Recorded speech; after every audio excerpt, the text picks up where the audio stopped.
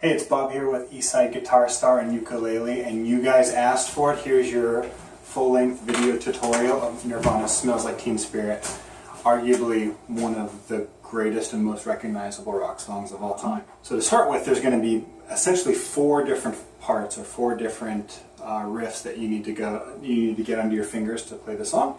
And just like the intro tutorial, the main idea is going to have those same four power chords: the F power chord, the B flat power chord, the A flat power chord, and then the D flat power chord. Just like the intro, it's just you turn on your distortion so you get that heavier.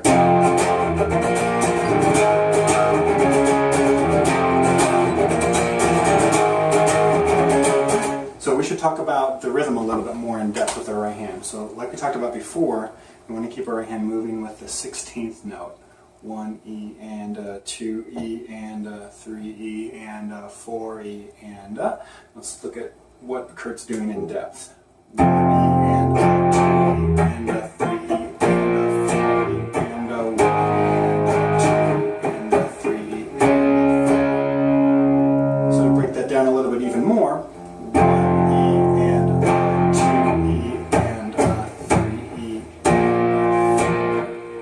so you want to keep strict alternation with your right hand. That's the key to make it flow and to make it sound like it does on the record.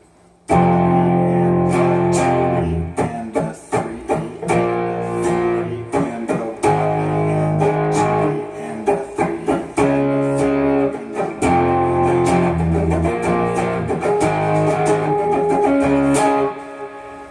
and that's kind of a lot to get under your fingers right away, especially if you're not used to this idea of your strumming hand, or in my case, since I'm right-handed, my right hand. So what I always like to do is break it down just bit by bit. So maybe for the first practice session, I would just try to master 1 E and 3 E and 4 E and 1 and 3 E and 4 E and make sure that I had a downstroke on the 1, and then an upstroke on the of 1, and then a downstroke on 2,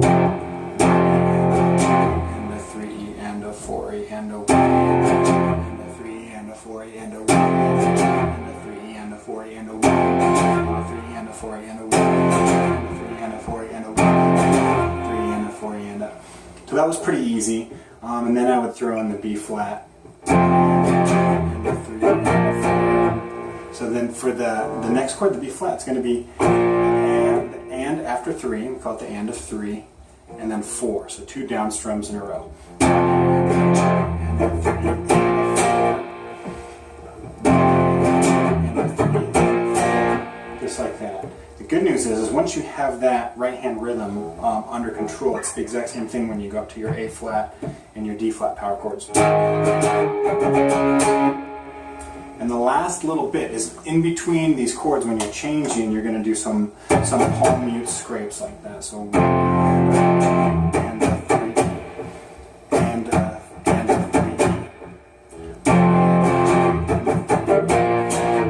And if you listen really closely to the recording, you'll notice that it's not the same every time.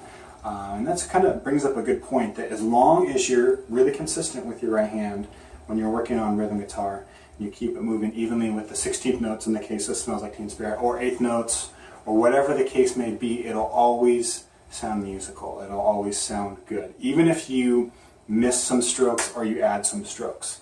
So you could go, which is what he does, but I could also go. It still sounds good. It's not exactly like it is in the recording, but it still sounds pretty good.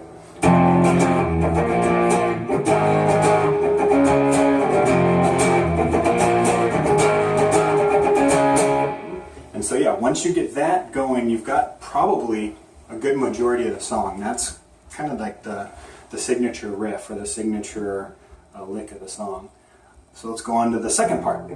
So the second riff that he's going to, it's actually kind of more of, not really a riff, but it's more of just a little melodic idea. You're going to play a C, which is the first fret on string 2, and then you're going to play F, which is the first fret on string 1. Just like that.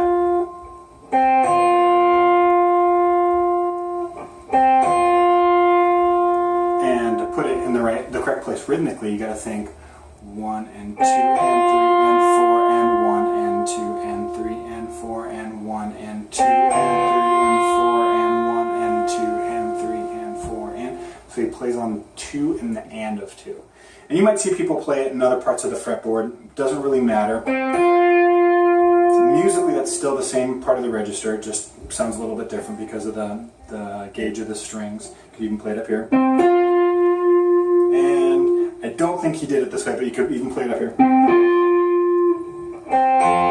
they all kind of have a little bit different timbre. And he probably, if you watch a video of him playing it, I'd be willing to bet that he plays it down here in the first position. 1 and 2 and 3 and 4 and 1 and 2 and 3 and 4 and 1 and 2 and 3 and 4 and 1 and 2 and 3 and 4 and 1 and 2 and 3 and 4 and 1 and 2 and 3 and 4 and then the third part that he's going to play is basically going to be off that same motif. It's going to have the C and the F, and again, wherever you choose to play it, even just because you can. Now we're going to do even eighth notes. 1 and 2 and 3 and 4 and 1 and 2 and 3 and 4 and I'd recommend alternating your pick strokes on both of these. So down, up, down, up, down, up, down, up, down, up, down, up. If you want to do all downs or all ups, that's fine. Just as long as rhythmically it's accurate, it'll still be musically correct. 1 and 2 and 3 and 4 and 1 and 2 and 3 and 4 and 1 and 2 and 3 and 4 and 1 and 2 and 3 and 4 and then after that, then he's going to go right back into that main riff.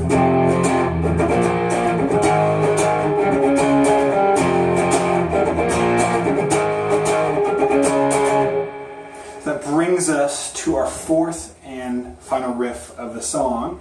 He's going to start with an F going to an F sharp. Just like that. 1 and 2 and 3. And then on beat 4, he plays this B flat, so that's the 3rd fret of the 3rd string. He bends it up. 1 and 2 and 3 and 4. And then the answer to that would be, you can play C power chord, B flat power chord, and then A flat power chord. So C, B flat, A, and F sharp.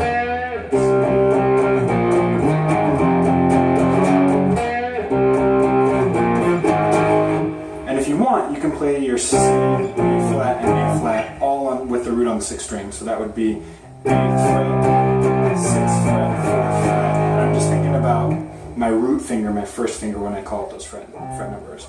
8th fret with your first finger, 6th fret with your first finger, and then 4th fret with your first finger. And since this is grunge, punk, and hard rock, those all get downstrokes. And that's kind of part of the aesthetic of the style, is to, as much as you can, do downstrokes on the power chords, because it makes it sound bigger and heavier.